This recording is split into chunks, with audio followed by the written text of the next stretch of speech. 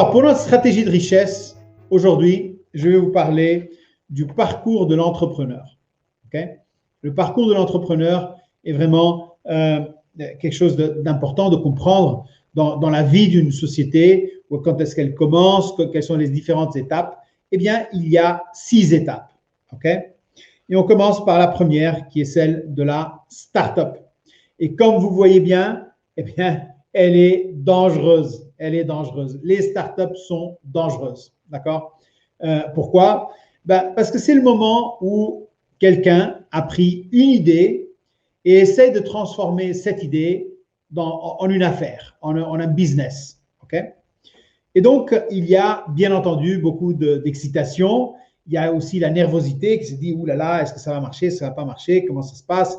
Il y a beaucoup de stress, beaucoup de tension également. On cherche de l'argent, des fois on n'a pas d'argent. On va voir la famille, les amis, comment est-ce qu'on peut faire pour lever des fonds, parce que j'ai besoin de ça, tu me prêtes, je te paye, etc. etc. Vous voyez? Donc, c'est aussi le moment de chercher les premiers clients, de développer le produit, de le mettre en place. Et normalement, c'est une période qui est avant que ça génère du chiffre d'affaires. On est en train de tester le concept, voir est-ce que c'est bon, est-ce que c'est pas bon. Et voilà. Donc ça, c'est la première phase dans ce parcours. Donc, c'est la phase de la start-up. Ensuite, on passe à une autre phase. Vous allez voir par le nom qu'elle n'est pas beaucoup moins dangereuse, mais c'est le désert. C'est le désert. Bon, elle est un petit peu moins dangereuse, mais c'est quand même le désert. Donc là, c'est le moment où on se dit, OK, la société essaye de grandir, essaye de gagner plus de clients, d'aller plus loin, d'accélérer sa croissance, n'est-ce pas? De mettre en place une équipe. Il y a pas mal de stress, pas mal de tension. Les coûts augmentent parce qu'il faut payer ci, il faut payer ça, il y a du marketing, il y a des frais d'administration, il y a des frais financiers, il y a différentes choses. Donc, les coûts augmentent. Et le besoin d'argent est pressant. Il faut qu'on trouve de l'argent, peu importe comment. Enfin, peu importe. Enfin, il faut trouver de l'argent. Et c'est une période de la société qui est encore déficitaire. D'accord? C'est le désert. Ensuite, on passe à une autre phase. En fait, en anglais, le mot, c'est wilderness. Et moi, j'ai trouvé en français, peut-être l'appeler la jungle.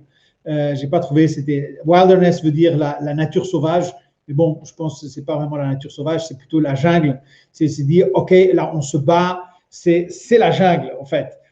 C'est encore dangereux, un petit peu moins à chaque fois qu'on passe à l'étape suivante, et un petit peu moins dangereux. La société peut-être déjà fait du chiffre d'affaires, elle a trouvé son produit ou son service, elle commence à avoir ses clients. C'est pas encore suffisant, mais elle progresse. C'est la jungle, elle se bat. Elle essaie de développer son équipe.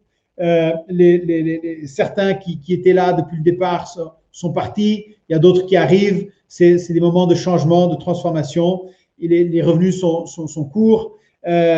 C'est une phase de survie de la société. C'est le moment où c'est un moment particulièrement dangereux parce que c'est là où ça va se décider. Est-ce que la société va survivre ou pas? OK? Donc ça, c'est vraiment le moment. Donc, voilà.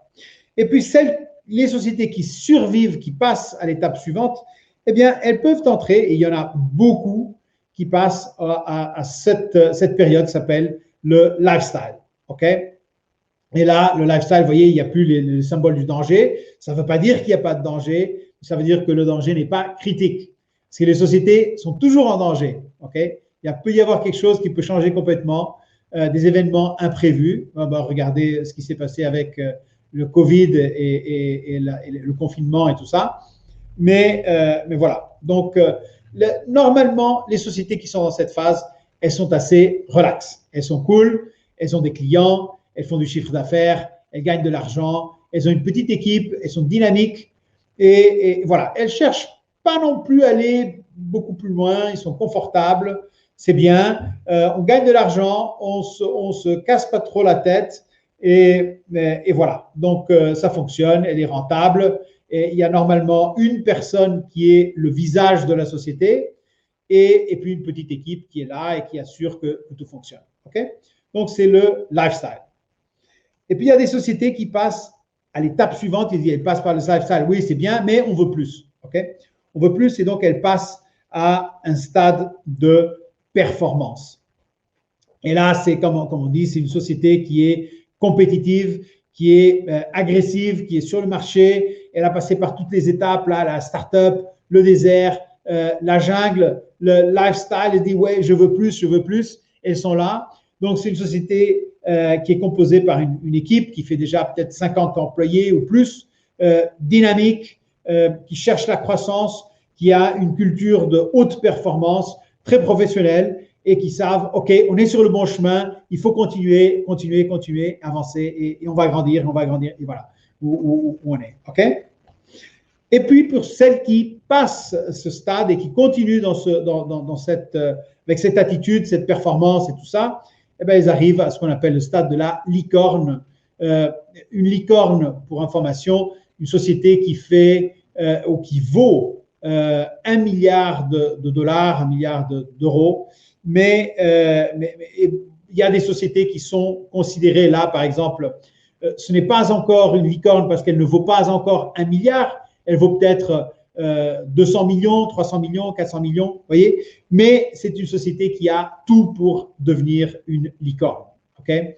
Ils ont peut-être besoin de plus d'argent pour grandir, pour passer à l'étape suivante qui peut passer par des acquisitions, acheter d'autres sociétés pour grandir plus vite, mais c'est des sociétés qui ont une croyance soutenue depuis 5, 6, 7 ans et ça continue, elles sont rentables, elles avancent, ils ont 250 employés ou plus et c'est des sociétés qui veulent aller de l'avant et qui sont prêtes pour préparer un IPO, éventuellement pour être racheté, éventuellement pour continuer à grandir et faire des acquisitions juste pour augmenter de taille et grandir plus vite, accélérer, multiplier sa croissance.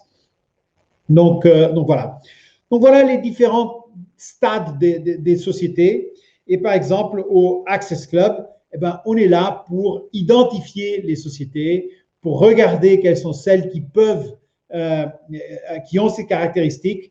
On essaie d'éviter les startups, on essaie d'éviter un peu le désert, on préfère plutôt celles qui sont dans la jungle, parce que là, c'est des sociétés qui ont déjà une petite équipe, qui sont en train de se battre, qui ont déjà un produit ou un service et qui ont besoin maintenant d'un petit peu de structure, un petit peu d'aide, de l'argent pour passer à l'étape suivante, pour devenir une société lifestyle, éventuellement une société performance, vous voyez, pour continuer. Donc voilà. Et donc, nous sommes là pour identifier ces sociétés et puis et lorsqu'on trouve celle qu'on dit, OK, celle-là, elle est bien, eh bien, on va l'accompagner, on va investir, on va les soutenir et on va les aider vraiment à passer à l'étape suivante. D'accord? Voilà. Donc, c'est ce que je voulais partager avec vous aujourd'hui.